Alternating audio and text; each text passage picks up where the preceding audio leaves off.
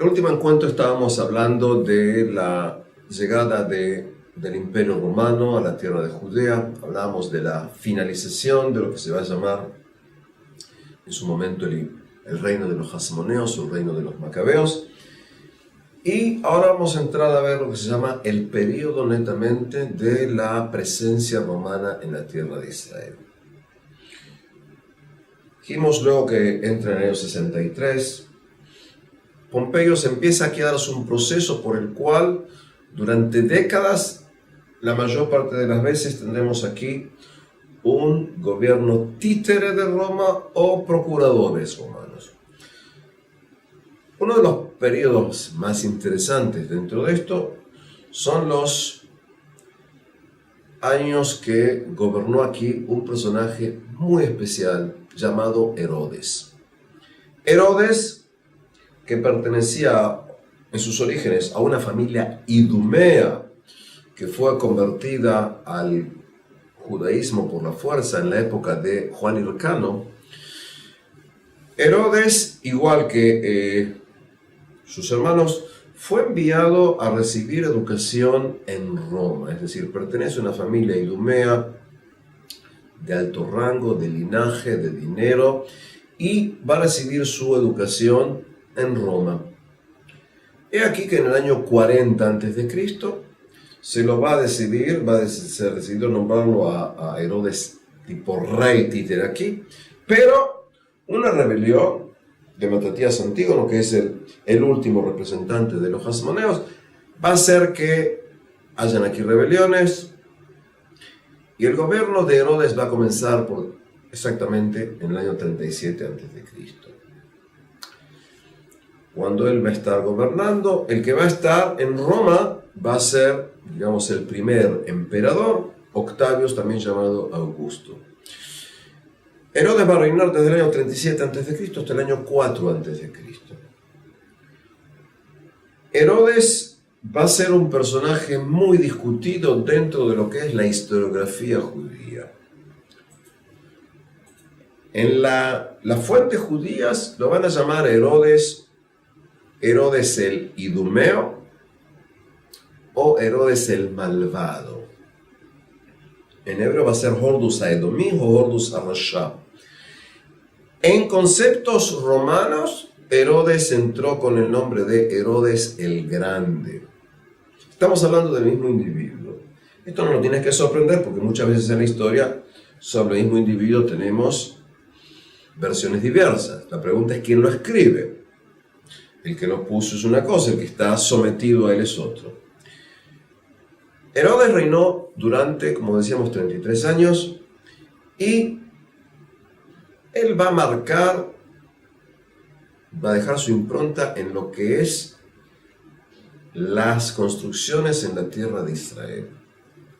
Porque Herodes fue, por sobre todas las cosas, el mayor constructor, el mayor arquitecto de la geografía urbana en la tierra de Israel. Es decir, durante sus 33 años, él va a construir fortalezas. Es decir, si va a tomar un lugar llamado Masad o Metzadah, que tiene sus orígenes un poquito antes, él lo va a llevar a la cúspide de la construcción, incluyendo ahí diversos palacios. Masada. Él va a construir un lugar en el que luego va a ser enterrado llamado Herodión. Él va a construir toda una serie de fortalezas, lugar llamado Kiprus. Va a tener su palacio de invierno cerca de Jericó. Va a construir una ciudad que se va a convertir en uno de los puertos más importantes del Mediterráneo. Por supuesto, el más importante en la costa oriental, llamado Cesarea, es decir, el puerto de Cesarea.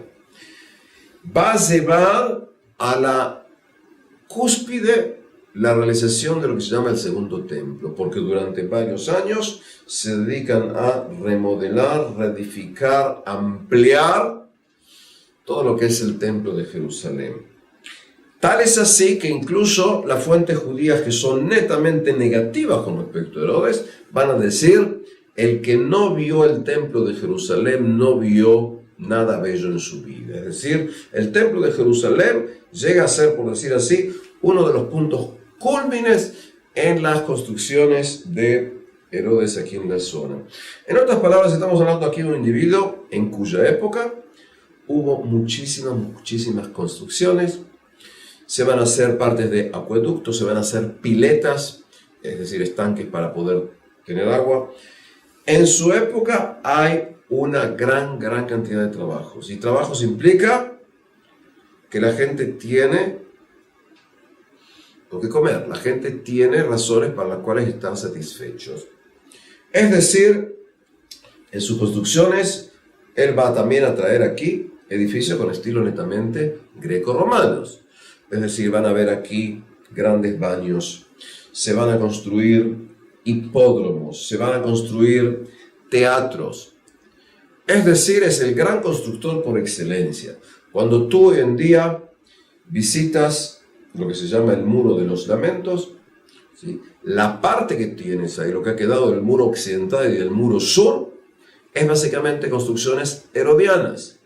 Cuando tú ves las murallas que rodean a Jerusalén, que en gran parte son murallas turcas del siglo XVI, en muchos lugares la base vas a ver netamente que son construcciones herodianas de la época de Herodes. Cuando tú vas a entrar por la puerta de Jafo, la gente que conoce Jerusalén, la puerta de Jaffa, y ve del lado derecho lo que se llama la citadela de David, que no tiene nada que ver con el rey David, y ves ese recinto ahí era la zona en la que tenías las tres grandes torres llamadas Miriam, Fetzael e Hipicus, es decir, construcciones netamente herodianas. Lo que quiero que entendamos es básicamente que en esos más de 30 años de gobierno, Herodes es el gran constructor por excelencia en todo lo que es la tierra de Israel. Es decir, es un rey títere que verdaderamente y con creces justifica ante el imperio romano su designación. Porque él básicamente da a los romanos lo que los romanos quieren, y es tranquilidad, paz interna, pago de impuestos y prosperidad. Eso es lo que vamos a ver a grosso modo. ¿Cuál es el problema con Herodes? Herodes en su momento va a tratar con manos muy duras lo que se llama la oposición. Es decir, Herodes, que va a tener 10 mujeres, entre ellas 10 esposas, entre ellas a Miriam. Miriam, que es de los jasmoneos, de los macabeos. Él va a matar a su hija Miriam, a su esposa Miriam, va a matar a partes de sus hijos, y en eso no va a terminar, es decir, también va a ir eliminando a parte de la oposición interna judía en general. En otras palabras, estamos hablando de un tirano, estamos hablando de un individuo que, para continuar con su poder, no va a tener problemas en matar, en ejecutar, incluso a las personas más allegadas, como van a ser su esposa y parte de sus hijos. Interesante, y eso va a ser una de las razones por la cual se lo va a considerar Herodes el malvado, Herodes el depravado. Pero por otro lado, vamos a ver que tiene muy buenas relaciones con familias judías importantes de la diáspora. Va a tener relaciones importantes con la familia de Betos de Alejandría, con los Fiabi, con los Hanán, son familias judías de Alejandría. Va a tener relaciones muy buenas con la casa de los Betira y de Hillel, que tienen su origen en Babilonia. Es decir, él intenta mantener aquí una situación estable. Él considera que constantemente gente quiere tomar su poder, quiere usurparle el poder. Entonces, en su dictadura, evidentemente que intenta desde su perspectiva de mantenerse en el poder. Tiene un grupo de soldados mercenarios que lo vigilan, que lo salvaguardan, que le hacen tipo de guardaespaldas. él tiene muy buenas relaciones con el gobierno de Roma constantemente, y por eso puede estar aquí en el poder. Herodes entonces es un personaje muy problemático, muy polémico. Como decíamos, está en el poder.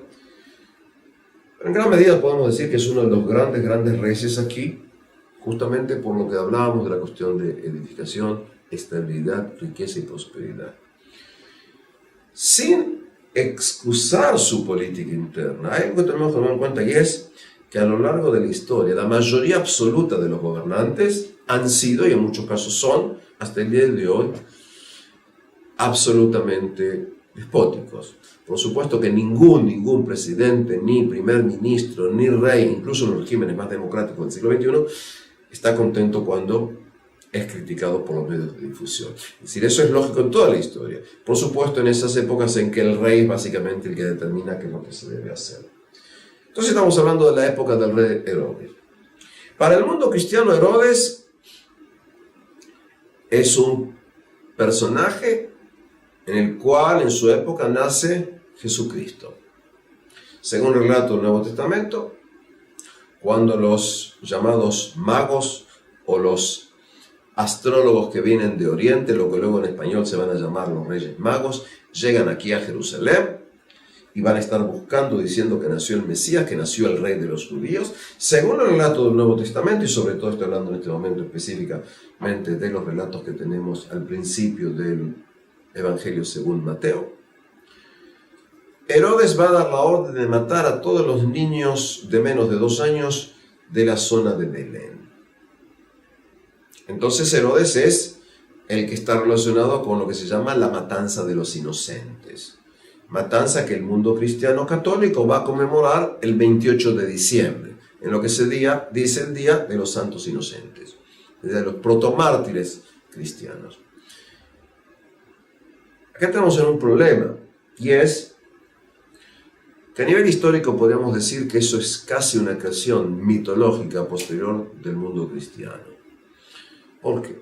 Porque si Herodes hubiera dado una orden de matar a niños, tomando en cuenta la cantidad de documentos que hay sobre Herodes, es de suponer que este relato, que está solamente en el Nuevo Testamento, hubiera tenido que ser registrado en alguno de los documentos judíos de la época. Sobre todo tomando en cuenta que los documentos judíos son netamente anti-herodianos. Agregando que teóricamente los niños que fueron matados eran todos niños judíos. Paralelamente a esto, el mundo romano, que lo llama Herodes el Grande, hubiera tenido que tener algún registro de esto. Porque una cosa es matar a opositores, otra cosa es dar una orden para matar a niños, bebés de menos de 2 años. Explico esto porque en el futuro entraremos en la problemática de los relatos del Nuevo Testamento. Es decir, tratar de ver qué pertenece, por decir así, o qué se puede demostrar a nivel histórico, quizás legendario, mítico. De todos modos, Herodes es un personaje que lo tienes así hace más de 2000 años y tiene su peso en la historia judía, tiene su peso en la historia cristiana. En la historia cristiana obviamente expliqué por qué. Con respecto a la historia judía, entre otras cosas, porque con él casi llevarán a fin la dinastía de los Hasmoneos con el asesinato de Miriam. Ahora bien, en la época de Herodes hay lo que se va a llamar tipo corrientes en el judaísmo y van a actuar, entre otras cosas, personajes judíos muy importantes. Entre los personajes judíos muy importantes actuarán Hillel y Shammai. Hillel y Shammai, 2 sabios, 2 eruditos judíos que pertenecían a una de las corrientes judías, a la corriente de los fariseos. Y aquí es el momento para decir o hablar de lo que se llaman las corrientes judías existentes en la época del Segundo Templo, para luego retornar también a estos personajes llamados Hillel y Shammai. ¿Qué son las corrientes judías? ¿Por qué hablamos de las corrientes judías que existen en la época del Segundo Templo? El mundo judío no ha sido ni es un mundo monolítico. Es decir, tú tienes una serie de textos pero los textos esos no determinan una sola postura.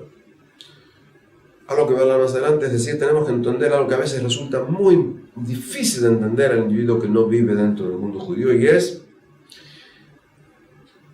el texto judío y la técnica de discusión judía de los textos.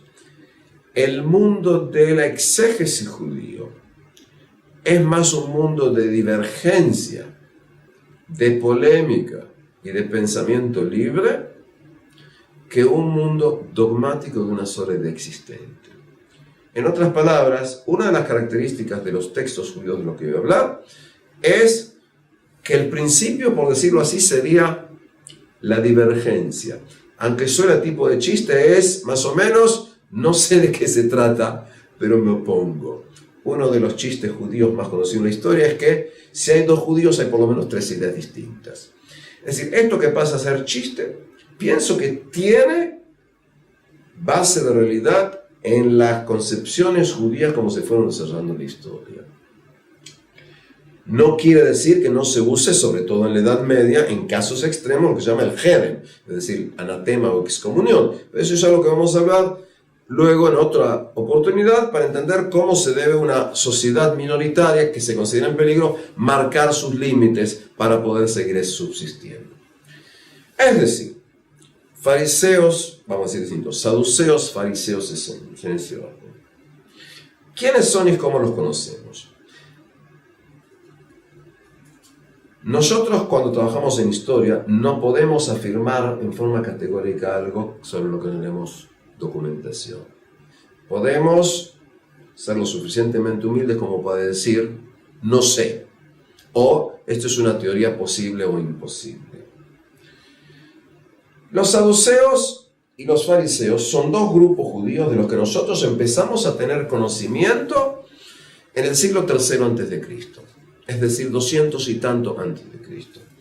Eso no quiere decir que no existían antes, pero quiere decir que la documentación que los nombra es más o menos del tercer siglo antes de Cristo. ¿Quiénes son los saduceos? En hebreo se llaman tzdukim y derivan del nombre de tzadok. Sadok, es el nombre de un sumo sacerdote en la época de David y Salomón.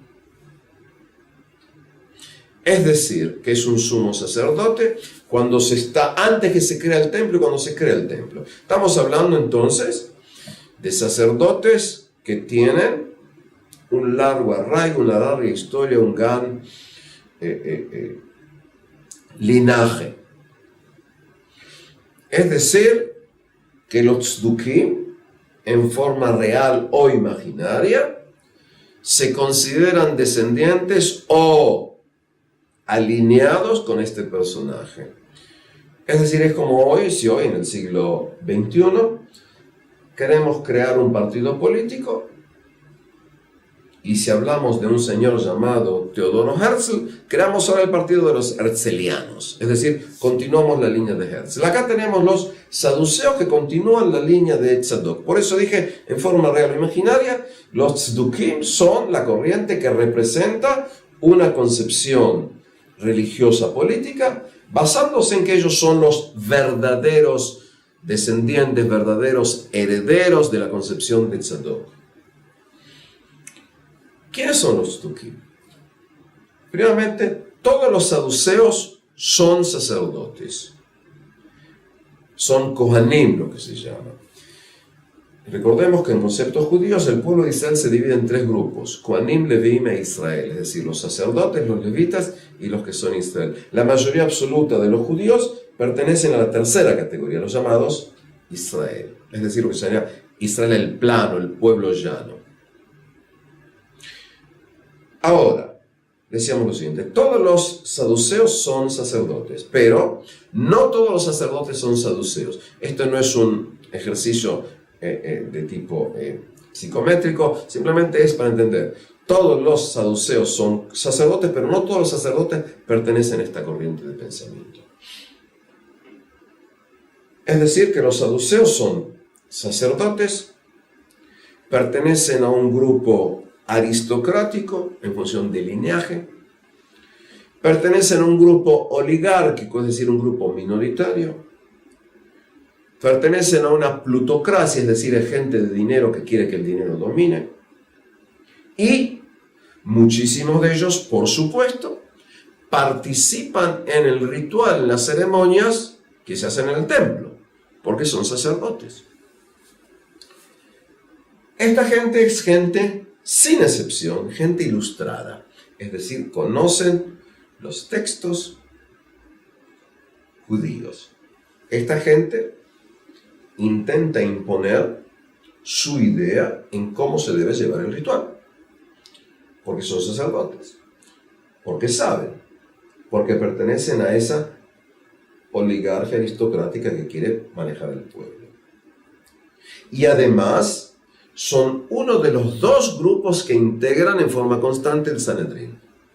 Es decir, ese parlamento judío en el que se toman decisiones sobre cuestiones legales, rituales, de fe y demás.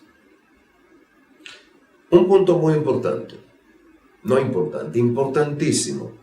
No quedaron en nuestro poder ningún documento saduceo. Lo que nosotros sabemos sobre los saduceos fue escrito por gente que en general eran antisaduceos. Es decir, gente que difiere de la opinión de los saduceos. Es como si dijéramos en política que no quedó ningún escrito de gente de derecha porque solamente la izquierda escribió la historia. O que no quedó ningún documento de gente de la izquierda porque solo la gente de derecha escribió la historia. En otras palabras, nosotros tenemos que tratar de ver qué decían en función de aquellos escritos que difieren de ellos. Es decir, si yo digo que lo mejor es blanco y tú estás en oposición, quiere decir que tú pensabas negro. Esto nos crea problemas y por eso tenemos que ser muy cuidadosos cuando tratamos de entender las condiciones de los saduceos. Haciendo esta aclaración, vamos a entrar en ello. Entonces decíamos, son sacerdotes, aristócratas, gente de dinero, manejan en gran medida el Sanedrín. Decíamos que en la época de Alejandro Janeo, el rey sumo sacerdote Alejandro Janeo, se oponía a los fariseos y los fariseos se oponían a él. Hubo un periodo en que en el Sanedrín había solamente saduceos. Un punto también muy importante. Cómo los saduceos básicamente vivían en función del ritual del templo, los saduceos van a desaparecer como corriente a partir del año 70. Es decir, luego de la destrucción del templo, no vamos a tener más saduceos. Es un punto de tomarlo bien en cuenta. La concepción de los saduceos va a desaparecer totalmente. ¿Qué decían los saduceos? ¿Quiénes son los saduceos? ¿Por qué van luego a desaparecer, decíamos? ¿Por qué? La base de su sustento va a desaparecer, que es básicamente el trabajo en el templo. ¿En qué creen y en qué no creen? Los saduceos creen solamente en la ley escrita. Es decir, para ellos, la única ley que existe es la ley que Dios dio en el monte Sinaí. Es decir, por ejemplo, se dice ojo por ojo, diente por diente, así debe ser. Si dice de que tal manera respetarás el Shabbat, el sábado, así debe ser. Es decir, ellos toman lo que está escrito en la Torá al pie de la letra.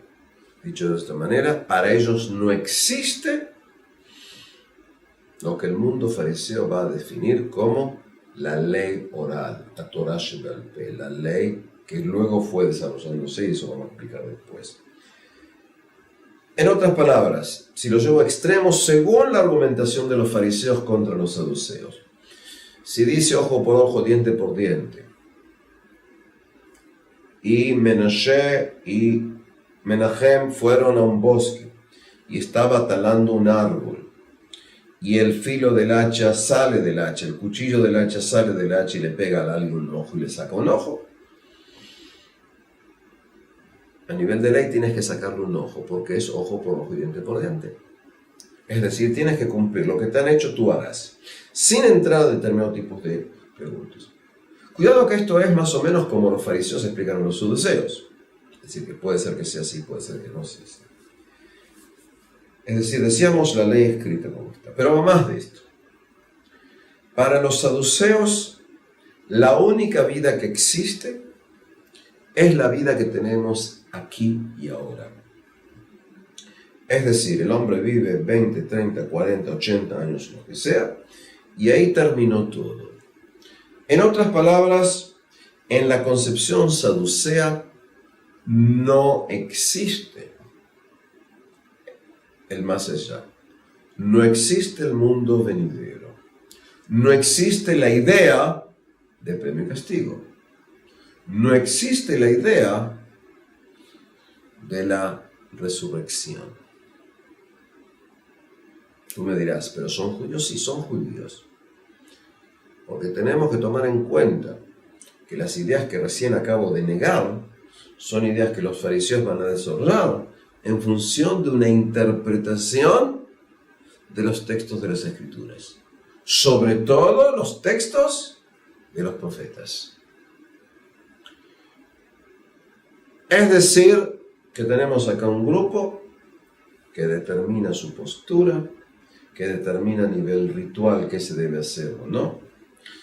Él determina aquí qué es lo puro y qué es lo impuro.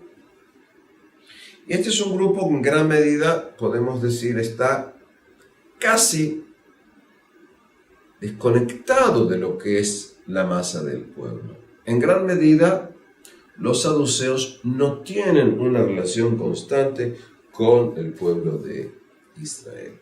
Es decir, que en general, lo que vamos a ver es que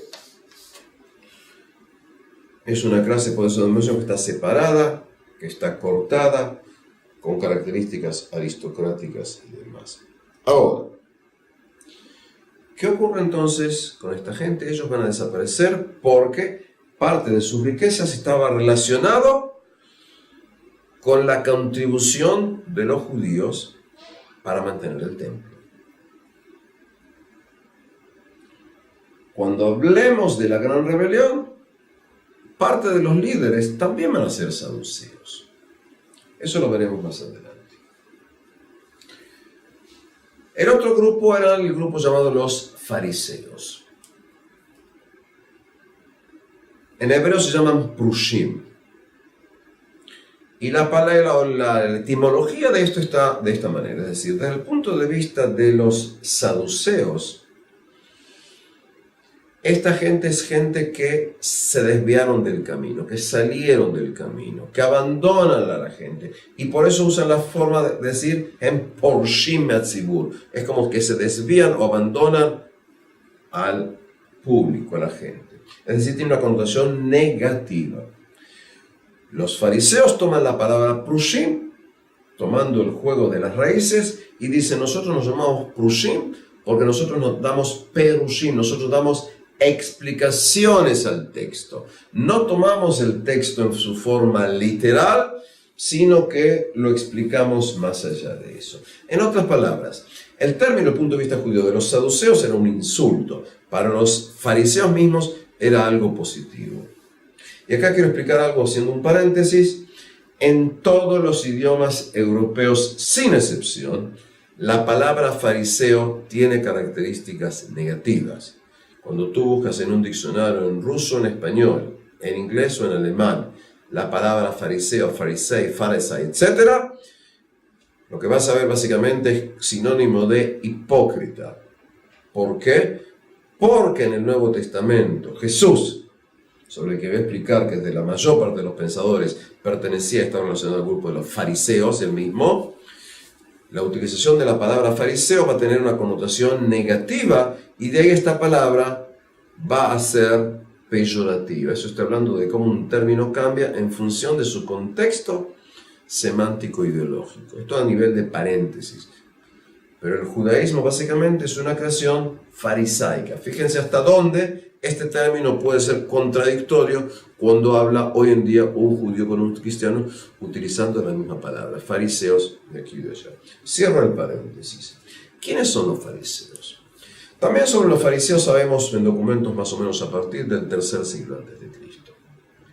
A nivel socioeconómico hay sacerdotes, hay levitas, hay escribas, hay comerciantes, hay mercaderes, hay artesanos. En otras palabras, tenemos aquí un espectro enorme de lo que es la sociedad judía de los siglos III, II, I a.C. ¿Se dan cuenta? El movimiento, esto lo vemos por lo menos desde antes de la época más o menos de los hasmoneos, incluso durante la época de los hasmoneos en adelante.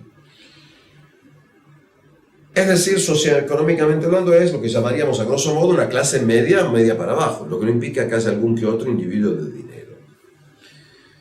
Los fariseos, los prushim, tienen una postura netamente popular. Los prushim, los fariseos, entre otras cosas, se dedican a un contacto con el pueblo, enseñan al pueblo, hablan con el pueblo. En las reuniones que van a tener en forma semanal, o más seguido, o más espaciado, son los que van a enseñar la Torá. Esta gente es uno de los dos elementos que está en el Sanedrín. Decíamos, estaban los saduceos y también están los fariseos.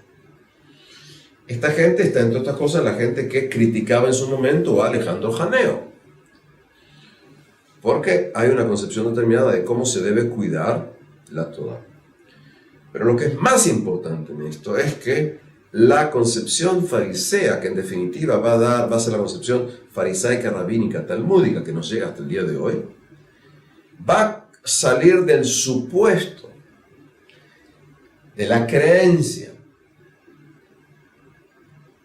de la invención, si queremos ser un poco más rudos, de que en el momento de la entrega de la Torá, de la entrega de la ley en el monte Sinaí, además de la ley escrita, Dios le dio lo que se llama la ley oral.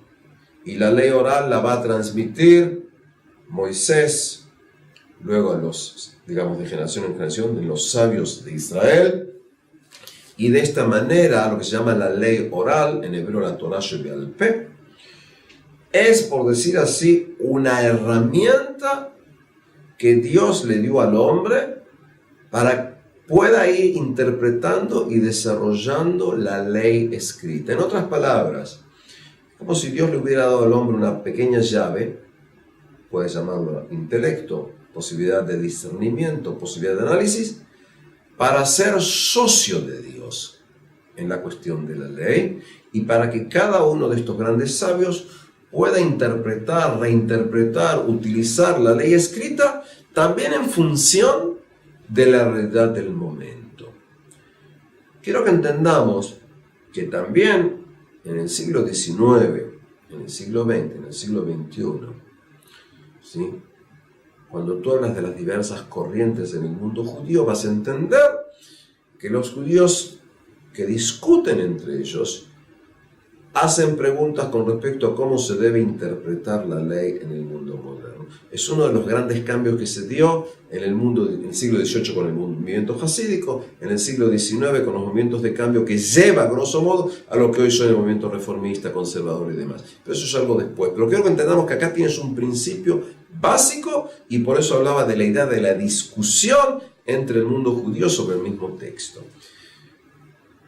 Es decir, ellos entienden que hubo acá un desarrollo y por lo tanto el hombre es casi un socio menor, pero un socio de Dios. Entonces, por ejemplo, cuando dice ojo por ojo y diente por diente, entienden que si Menahem y Menashe fueron al bosque y uno de ellos sin querer le sacó el ojo a su amigo o a su competente o a su competidor en forma errónea, no por eso tienes que sacarle el ojo. La idea es preguntar, ¿fue adrede? ¿Fue sin querer? ¿Fue por negligencia? ¿Cómo castigamos al agresor? ¿Se le debe dar una indemnización al agredido? Si lo mató, a la familia del agredido, pero no así porque sí es ojo por ojo y diente por diente. Es una postura de interpretación de la ley. De esta manera el hombre pasa a ser un creyente que es socio de Dios, porque Dios, según el relato de Génesis, le dio al hombre posibilidad de discernir, y el hombre desarrolló más esta posibilidad de discernir cuando comió del árbol de la sabiduría, que estaba prohibido, pero lo hizo. En otras palabras, el hombre, según los sabios, no cualquier hombre, según los fariseos, va a interpretar la ley. Entonces, por ejemplo, cuando tú hablas de kashrut, de las leyes dietéticas, tenemos que tomarlo en cuenta, y es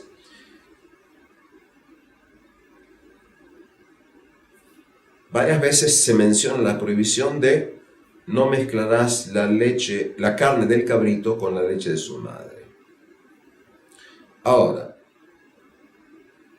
tú puedes decir lo siguiente, explico aquí a nivel de juego lógico, y es que no hay problema, tomo este cabrito, tomo otra leche y lo puedo mezclar, porque me has dicho, no mezclarás la carne del cabrito con la leche de su madre. No, dicen los fariseos. Estás hablando en general de no comer carne de mamífero con leche. Ok, entonces estoy prohibiendo cualquier ternero y no solamente el cabrito. Es decir, salir del cabrito para ir también a los terneros, ternero con vaca.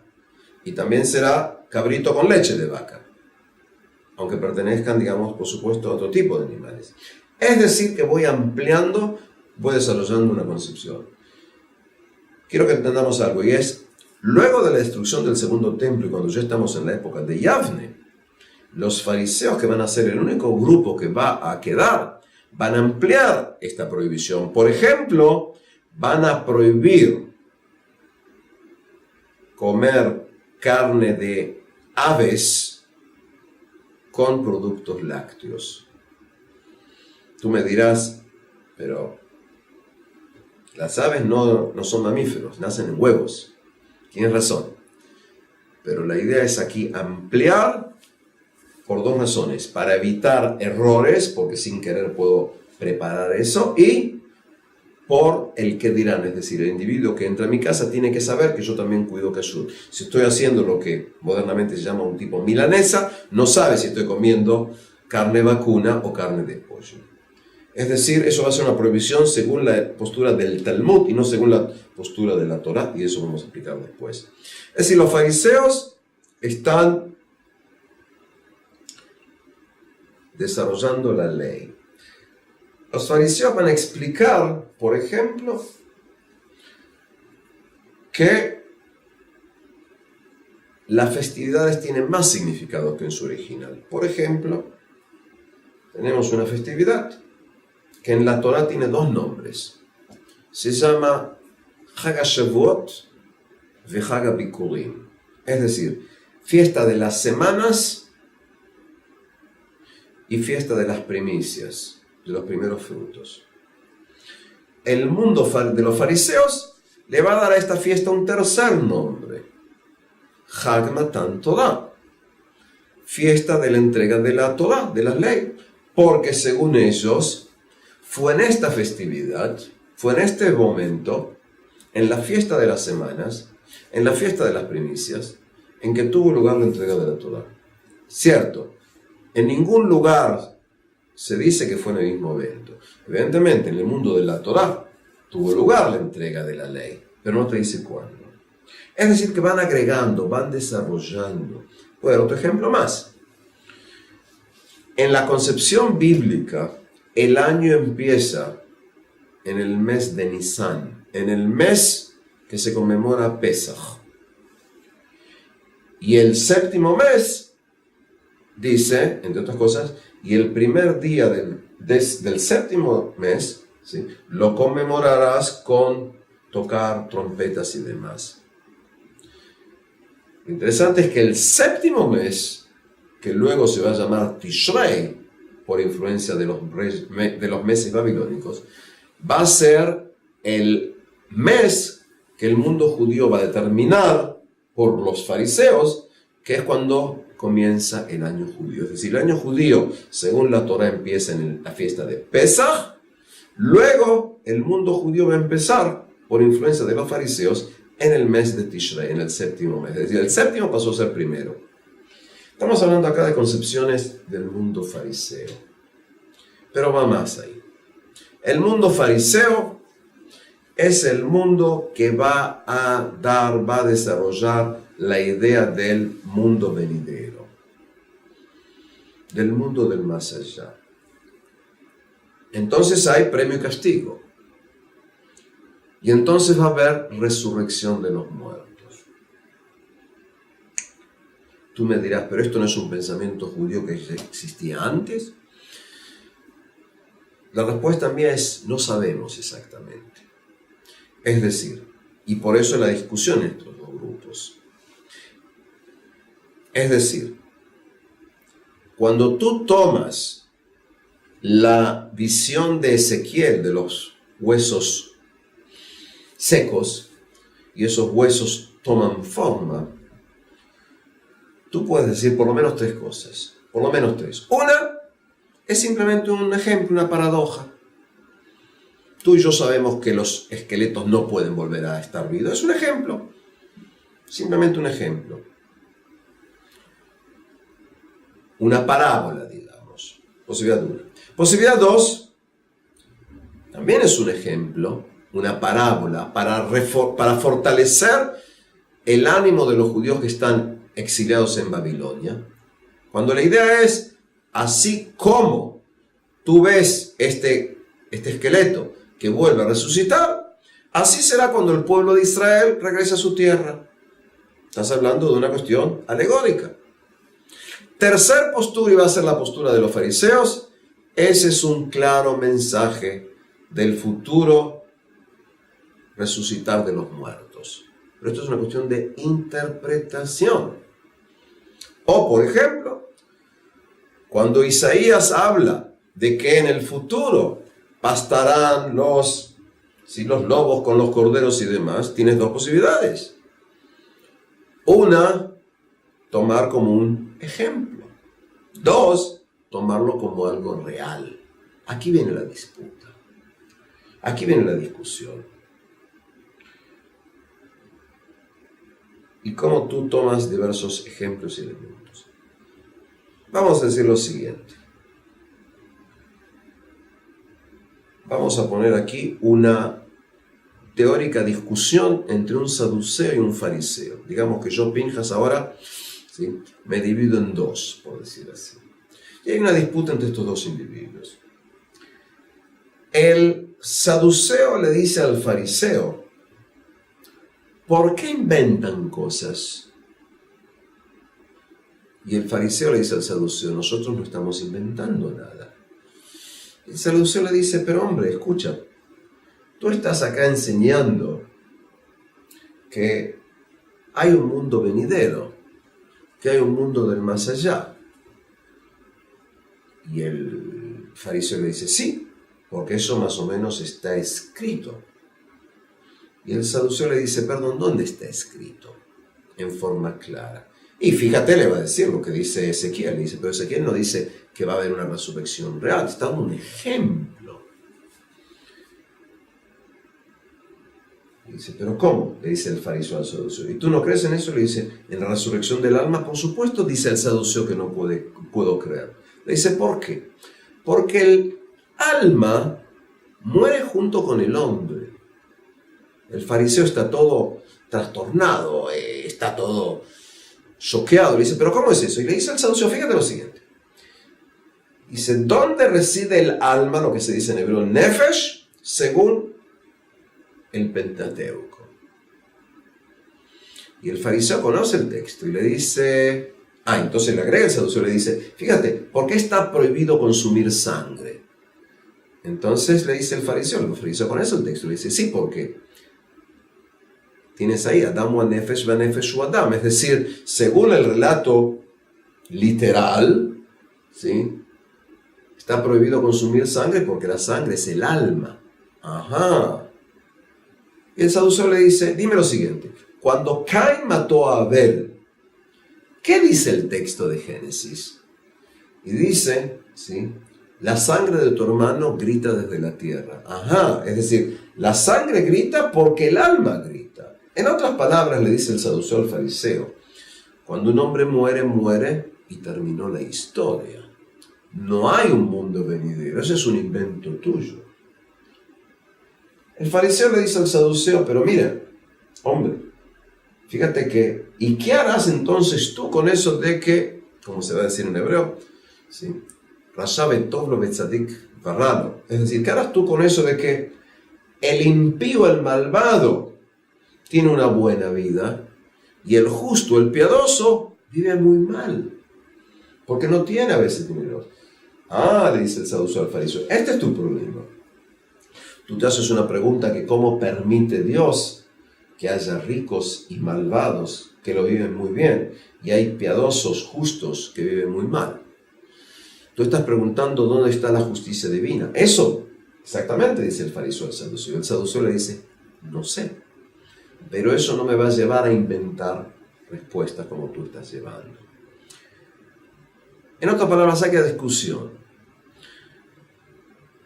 Entonces el fariseo puede preguntar al saduceo, ¿y por qué tú crees? Dice, ¿por qué creo? Porque Dios me ha creado y porque Dios me dice. El saduceo le dice al fariseo lo siguiente, fíjate lo siguiente, y es, en los 10 mandamientos dice, respeta a tu padre y a tu madre para que se te alarguen los días sobre la tierra. No dice que tienes que respetar a tu padre y a tu madre para tener una mejor vida venidera. Es decir, eso está aquí. En otras palabras, estimados compañeros aquí en esta charla, y es, tenemos acá dos mundos contradictorios entre los saduceos y los fariseos. Para los saduceos la vida está aquí, en este lugar, y ellos cumplen, respetan y hacen todo porque Dios existe. Y si Dios le dijo, cuidarás kashrut, cuidan kashrut. Si Dios les dijo, tal cosa harás y tal cosa no harás, lo harás de esa manera. Para el saduceo, lo que el fariseo hace es casi una herejía. Para el saduceo, cuando el fariseo explica que hay que completar, que hay que agregar, el saduceo le puede decir, dime, ¿tú piensas que Dios nos ha dado a nosotros una ley imperfecta y por eso necesita tu postura para que lo puedas enseñar? Es decir, hablamos acá de dos mundos conceptuales distintos sobre un mismo texto. Decíamos saduceos, decíamos fariseos. Los fariseos van a ir teniendo gran fuerza. Uno de los fariseos más famosos fue un señor llamado Shimon ben Shetach. Shimon ben Shetach, que vivió en la época de Alejandro Janeo y que quizás era hermano de la reina Salomé Alejandra. Digo quizás porque el tema está discutido. Las fuentes no siempre son claras en eso. Y Shimon ben Shetach era importante porque, entre otras cosas, él intentó defender los derechos de la mujer en función de lo que se llama el contrato matrimonial, obligando al esposo a pagar lo que se había comprometido en el contrato matrimonial. Shimon ben Shetach también desarrolló la idea de que todo pequeño pueblo debía tener escuelas para párvulos, escuelas para pequeños niños. No quiere decir que se puso en la práctica, pero quiere decir que tenía una postura aquí también de que era importante que todo niño de Israel tuviera educación.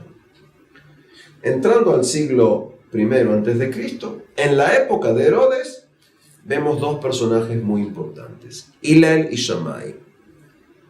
Dos sabios judíos, dos eruditos judíos.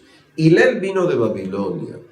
La familia de Hillel fue una de las familias más respetadas e importantes a nivel académico. Y presten atención a esto. a partir de Hillel y durante 14 generaciones, es decir, si incluyo Hillel son 15 generaciones, lo que se llama el presidente del Sanedrín siempre fue descendiente de Hillel, exceptuando un caso. El único que no fue de la línea de Hillel fue un señor del que vamos a hablar, llamado, ¿sí?, Rabbi Yohanan ben Zakkai, es decir, el rabino Juan, hijo de Zakkai. Si no sé cómo se traduciría en español. Es decir, dije ya en el primer encuentro, tengo un problema a veces los nombres en hebreo, los nombres en español. Es decir, todos sin excepción, desde Hillel hasta la desaparición de la institución, en algún momento entre el año 425 y 429, cuando ya Israel pertenece al imperio bizantino cristiano, durante 14 generaciones, 15 se incluye Hillel, todos los que estaban al frente del Sanedrín, sin excepción, pertenecían a la misma dinastía. Y esto es importante porque según una de las tradiciones, Hillel era descendente de Yoiachin. Yoiachin, el rey que estaba en el exilio de Babilonia, era descendiente del rey David.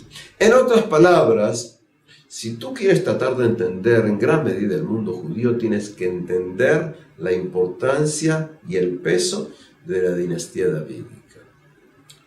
Ahora, Hillel y Shammai, dos grandes sabios en disputa casi constante. Se cuenta que vino un gentil y les preguntó a Shammai, diciéndole: quiero estudiar toda la concepción judía parado sobre una sola pierna. Sí, es decir, evidentemente, ¿cuánto tiempo puedes aguantar en una sola pierna? Según el relato, Shammai le dijo: hombre, vete de aquí. Lo echó. Y Hillel le dijo, ¿sí?, no hagas a tu prójimo lo que no quieres que te hagan a ti. Esa es la ley más importante en la Torá. Todo lo demás es exégesis, explicación. Pienso que aquí tenemos, sí, digamos en la expresión original, eso está en arameo, no en hebreo. Pienso que esto es uno de los ejemplos más claros de lo que sería el resumen de la concepción de los profetas. Hablábamos en clases anteriores. Es decir, lo importante básicamente es la relación con el prójimo. Dicho sea de paso, es muy interesante para los que quieran fijarse. La frase casi de esta manera se encuentra en el libro de Tobías. Y el libro de Tobías es uno de los libros judíos que los judíos no incluyeron en el canon del Antiguo Testamento. La frase esta está en Tobías capítulo 4, versículo 16. Es decir, que estamos hablando acá de concepción de determinados sabios, ¿sí?, que vamos a tener en este momento. Es decir, la idea es: no hagas a tu prójimo como tú. No hagas a tu prójimo lo que no quieres te gana a ti. Que es similar, no es idéntico a la idea de ama a tu prójimo con ti mismo. Es decir, estamos hablando acá de ideas centrales de relación del hombre con el hombre, de un hombre con el otro hombre. Nos decíamos lo siguiente, entonces tenemos acá a los fariseos como un elemento central, como un elemento importante. La mayoría de los textos que hablan, la mayoría absoluta de los textos que conocemos, son textos en los que se nombran los fariseos. Porque como decíamos, cuando venga la rebelión y con ella la destrucción del segundo templo, la conducción judía será la conducción de los fariseos, los prushim. Y a los sabios de los prushim muchas veces los va a llamar Rav, rabino. Paréntesis, por si voy a tener tiempo no de hablar al respecto. Cuando nosotros leemos traducciones del Nuevo Testamento al hebreo, muchas veces la gente que habla con Jesús usa el término Rav, porque Rav, rabino, una de las significados es básicamente maestro. Entonces tenemos saduceos y tenemos fariseos. El tercer grupo es el grupo de los llamados esenios. Y los esenios, hasta donde sabemos, existen por lo menos, más o menos, del siglo II a.C. Está discutida la palabra esenios. Quizás está relacionado con un término en griego relacionado con la palabra de limpieza o pureza, por decir así, los limpios o los puros. Sobre los esenios tenemos referencias posteriores, es decir, básicamente del siglo I o un poquito después. Sobre los esenios sabemos por Flavio Josefo, llamado Yosef ben Matitiao, líder fariseo de la época del Segundo Templo, comandante de las tropas judías contra los romanos en Galilea, y que luego de ser tomado prisionero por los Flavios se va a llamar Flavio Josefo, es decir, bajo Vespasiano, Titos, Domicianos. Y él va a escribir. Junto con él también, paralelo, escribe Filón de Alejandría, gran sabio judío que vive en Alejandría, que escribe en griego. Ambos van a nombrar a los esenios. Filón cuenta que esta gente vive en pueblos, viven en ciudades, se organizan en comunidades, pero vuelvo a decir, en pueblos y en ciudades. Eso dice Filón. Los esenios van a dedicarse a la agricultura, algunos de ellos van a ser colmeneros, es decir, van a cultivar abejas en sus colmenas, van a ser artesanos, es decir, artesano implica zapateros, etc. El salario que reciben o las ganancias que tienen no las cuidan para ellos, porque no tienen propiedad privada. Se los dan a un tesorero común y este hombre que es tesorero se dedica con el dinero a comprar lo que necesitan la gente en forma común. Son célibes, es decir, no se casan. Yosef ben Matitiao, Flavio Josefo, agrega lo que acabo de explicar, que los esenios son célibes, no se casan porque creen en la condición básica de los defectos de las mujeres. Es decir, la mujer en su esencia es un ser que tiene defectos, que tiene características negativas.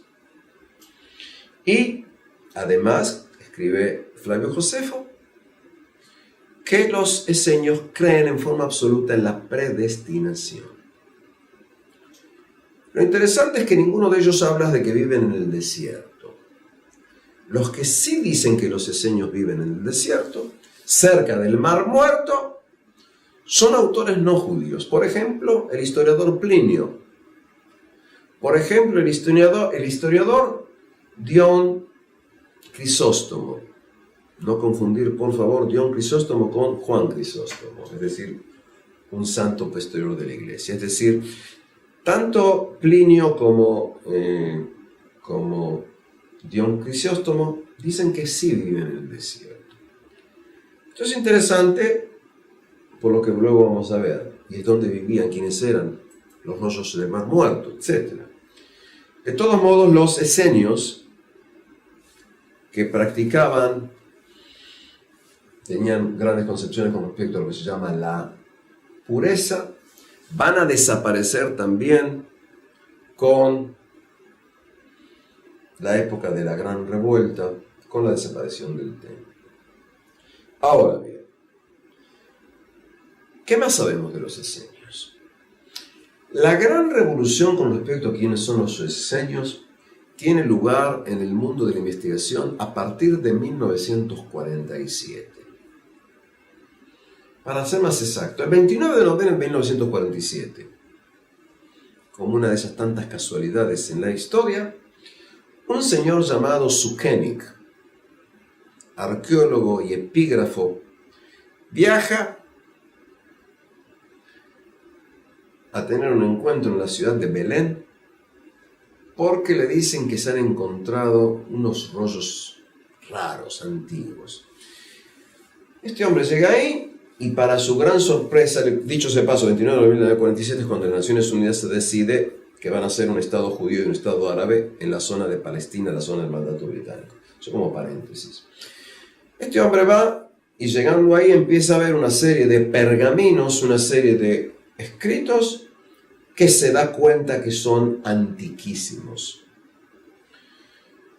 Cuenta el relato, no la leyenda. Según la historia, vuelve Sukenik, dicho sea paso, Sukenik, además de ser arqueólogo y epígrafo, es entre otras cosas el padre de Yigael Yadin, que fuera básicamente el general de las tropas de Israel en la guerra de independencia, arqueólogo, político y demás.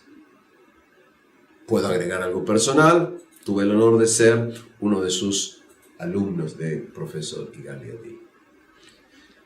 Es decir, vuelve Sukenik y según el relato se contacta con un compañero e incluso le pide que lleve a su pariente pequeño, su hijo de 9 años. Y cuando lo trae, lo empiezan a ver, dice, ¿por qué quería el niño? Dice, porque quiero que lea. Un niño de 9 años empieza a leer parte de los rollos que este hombre compró. Estoy hablando de lo que se va a llamar los rollos del Mar Muerto. Y lo interesante en esta anécdota del niño es que un niño, incluso si las letras son claras, puede leer un texto que tiene más de 2000 años. Esto nos lleva a lo que explicaba en su momento de la importancia de la lectura del hebreo antiguo y el hebreo moderno, que en gran parte es similar. ¿Cuál es la historia? Poco tiempo antes del descubrimiento de Sukenik, según el relato, beduinos en la zona del Mar Muerto, en una serie de cuevas, en la zona del Mar Muerto, en la zona de Judea, el desierto de Judea, encontraron una serie de cacharros de cerámica en los cuales habían rollos. Empiezan a cortar estos pergaminos y esto pasó a ser luego textos judíos escritos en hebreo, que los más antiguos no tienen mucho tiempo, más o menos casi 2200 años.